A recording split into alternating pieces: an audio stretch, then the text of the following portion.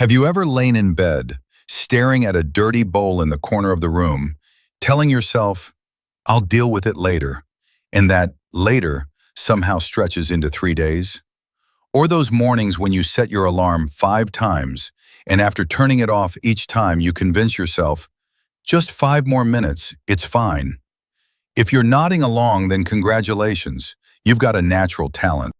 But here's the strange thing most people don't realize. Not all laziness is the same.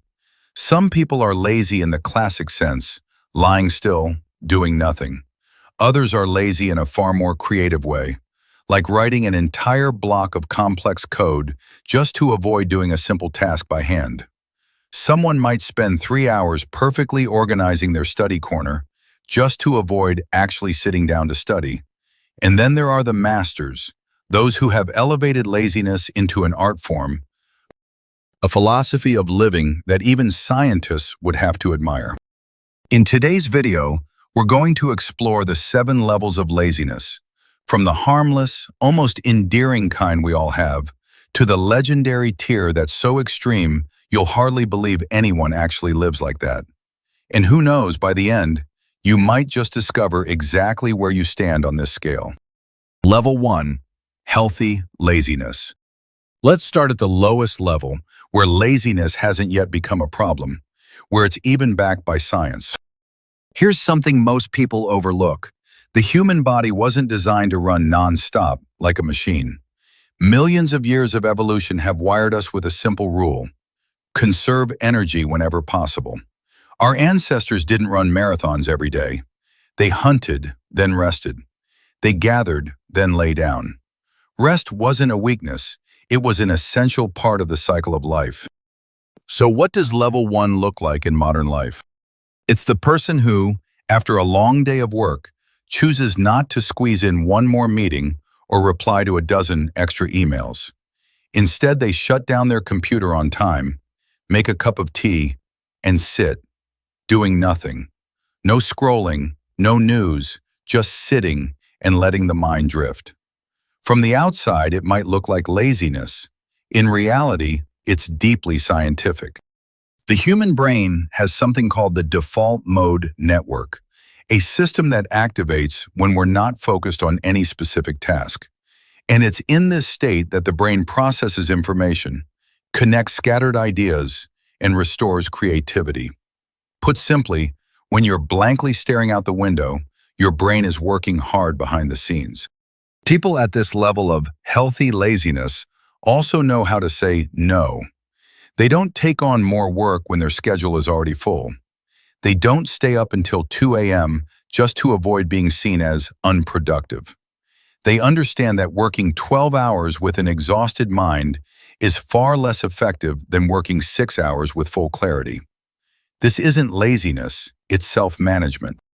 A fascinating study from the University of Melbourne found that people who work around 25 hours a week often show significantly higher cognitive productivity than those working over 50.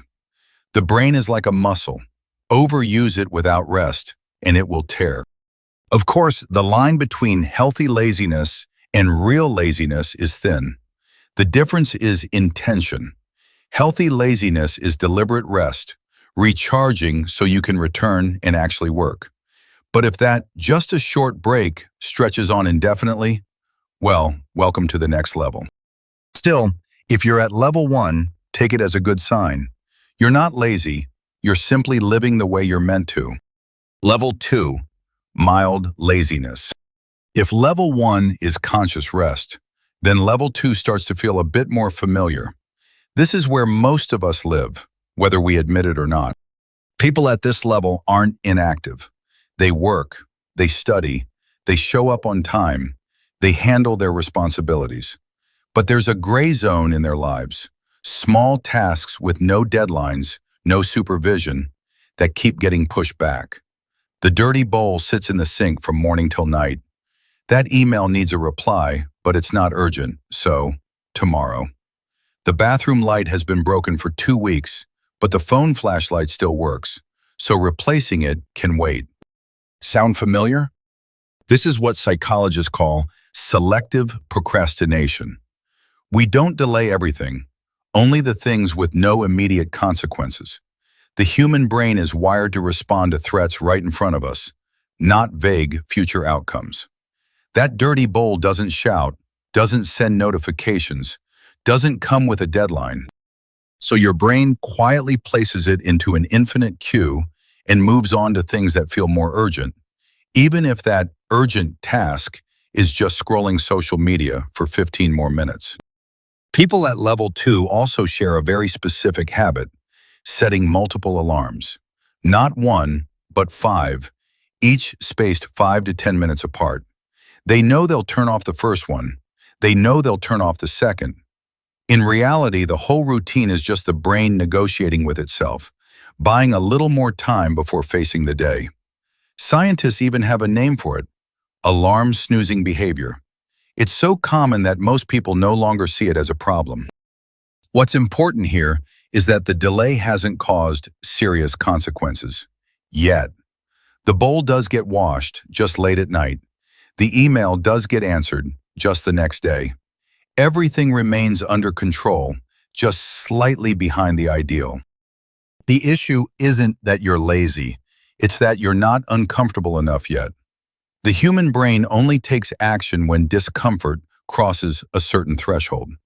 As long as the sink doesn't smell, the deadline isn't tomorrow, and the consequences still feel far away, your brain will always choose the easier path. That's not a personal flaw, it's how we're built. But if you think level 2 is interesting, just wait until the next stage. Because from here on out, laziness starts to develop depth. Level 3. Selective laziness. If level 2 is about postponing the things no one reminds you of, then level 3 is far more subtle. This is where laziness grows a brain, strategy, intention, and can easily masquerade as hard work if you don't look closely. People at this level do a lot, but they only do what they feel like doing. Everything else sits on an invisible list in their mind, labeled later, and that later can stretch indefinitely. You might see someone spend an entire afternoon meticulously redecorating their study corner, adjusting every millimeter, taking photos to post online, and then, when night falls, they still haven't touched the assignment due tomorrow. They're not inactive, they're just working on the wrong things. Psychologists call this task substitution. When the brain faces a task that feels uncomfortable, stressful, or simply unappealing, it instinctively looks for another task, something that still feels productive, to take its place. Cleaning your room before studying for an exam, cooking an elaborate meal instead of writing a report, replying to every unimportant message instead of making the one phone call you've been avoiding. Your brain isn't resting, it's escaping in a highly efficient way. What's fascinating is that people at this level often feel busy all day, yet can't understand why the important work never gets done. They're genuinely exhausted, but exhausted by side tasks. This feeling is painfully familiar to students during exam season, to employees before a major deadline, to anyone facing something difficult they'd rather avoid. The harder and more important the task, the more cleverly the brain dodges it. Deadlines are often the only thing that can break this loop. When there's a day left, then a few hours, then just minutes, the pressure finally becomes too intense for the brain to justify any more avoidance. And suddenly the level 3 person transforms, laser-focused, intensely productive. They complete in 2 hours what should have been spread across 2 weeks. Adrenaline surges, fingers fly across the keyboard, and strangely enough, the results can be surprisingly good. Under extreme pressure, the brain can operate at remarkable capacity. But the cost is real: drained health, sleepless nights, and that lingering sense of guilt during the days leading up to it, knowing you're avoiding something, yet unable to stop. People at level 3 don't lack ability, they're just misdirecting it until they have no other choice. And if you think that's already complex, level 4 will make you rethink what laziness really means. Level 4. Practical laziness. At level 4, we step into territory where the line between laziness and intelligence becomes extremely blurred. Because people at this level don't avoid work, they simply refuse to do it the way others insist is right. Their philosophy is simple. If you can get from point A to point B in 3 steps, why take 10? They don't understand why people make things unnecessarily difficult. Why sit through a 2-hour meeting to discuss something that could be resolved with a single message?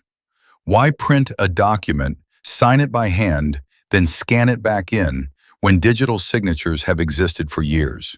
To the practically lazy, complexity isn't professionalism, it's waste.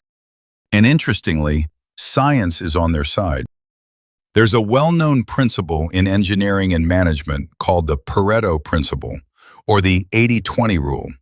It states that in most areas, roughly 20% of effort produces 80% of the results. The remaining 80% of effort contributes only 20% of the outcome. Practically lazy people don't need this explained to them. They've been living by it instinctively long before they ever knew it had a name. They complete assignments to the exact requirements. Without adding extra parts, no one grades. They read summaries instead of entire books when only the key ideas matter. They learn keyboard shortcuts, find shortcuts through the city, and order food instead of cooking when the time spent cooking is worth more than the delivery fee. Every decision runs through a quiet calculation. How much goes in, how much comes out, and is there a cheaper way? Of course, this level has its downsides. Practically lazy people sometimes skip steps that seem unnecessary but actually carry social weight.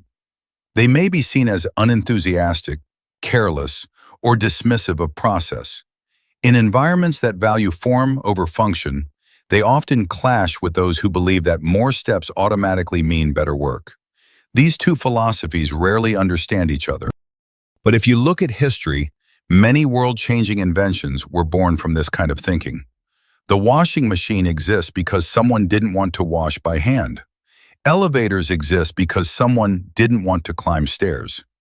Remote controls exist because someone didn't want to get up to change the channel. Laziness, applied at the right place at the right time, can be a powerful driver of progress. And yet, Level 5 takes this idea even further, in a way that's both absurdly funny and oddly impressive. Level 5, creative laziness. If the practically lazy look for the shortest path to the goal, the creatively lazy do something even bolder. They question why they have to reach the goal that way in the first place. Then they build an entirely different path, sometimes twice as demanding, just so they never have to do that task again. This is the level where laziness starts dressing like genius. Imagine a programmer whose job every morning is to pull data from 3 different sources, paste it into an Excel file, and send a report to their boss. It takes about 15 minutes.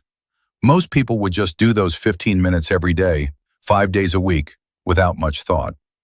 A creatively lazy person will spend 2 full days writing a script to automate the entire process, sending the report on time without them ever touching it again. From day 3 onward, they're sipping coffee while the computer does the work. On paper, they spent 16 hours to save 15 minutes a day. But after 4 months, they've broken even. After a year, they've saved over 60 hours of pure work time. That's not laziness, that's an investment. This mindset is actually grounded in solid psychology. Researcher Mihai Csikszentmihalyi described the state of flow, a condition of deep focus where people feel fully engaged and alive. Creatively lazy people don't chase flow on purpose. They simply know that repetitive, mind-numbing tasks fail to engage their brains, and their minds push back hard. So instead of forcing themselves to do what they hate, they find ways to eliminate those tasks entirely. This level also produces masters of looking busy. They know exactly how much output is needed to stay under the radar, when to nod in meetings, when to send emails so it appears they've just wrapped up something important. Not because they're trying to deceive, but because their mental energy is reserved for what truly matters to them. the rest of life can run on autopilot. The edge of level 5 lies in this paradox. Sometimes the creativity used to avoid a task takes more effort than just doing it directly. But to the creatively lazy, that's beside the point. What matters is choosing what they do rather than letting circumstances choose for them. And if level 5 earns your respect, level 6 will make you question whether the line between laziness and genius even exists anymore. Level 6. Principled laziness. There's a famous saying in the programming world that few outsiders hear. A good programmer is a lazy programmer. It sounds paradoxical, but it's one of the most widely accepted truths in tech. And people at level 6 embody this idea perfectly, even if they aren't programmers. The key difference between level 5 and level 6 lies in scale and structure. Creatively lazy people at level 5 find ways to escape specific tasks they don't want to do. Principled lazy people at level 6 build entire systems to ensure that neither they nor anyone around them ever has to do unnecessary work again, anywhere, under any circumstances. They don't just automate tasks, they redesign processes from the ground up. When someone at this level is put in charge of a team, they don't spend their time solving problems one by one as they arise. Instead, they observe which issues keep repeating, then create a process, a template, a guideline, or a tool to ensure those problems never need their attention again. They invest in the input to free the output. Over time, their team runs almost on autopilot. People know what to do without asking, and the leader can focus on truly important decisions instead of drowning in small tasks. This philosophy has a formal name in management science: systems thinking. Instead of treating symptoms, you eliminate the cause. Instead of putting out fires every day, you install a fire prevention system once and for all. Bill Gates once said he prefers to give difficult tasks to lazy people because they'll find the easiest way to get them done. It's not a joke. It's a real hiring philosophy from one of the most successful individuals in history. Principled, lazy people are also unusually strict with their time, but in a counterintuitive way. They are not busy. In fact, they dislike busyness. To them, a packed schedule isn't a sign of success. It's a sign of a poorly designed system. They protect empty space in their day as if it were their most valuable asset, because they understand that those gaps are where high-level thinking actually happens.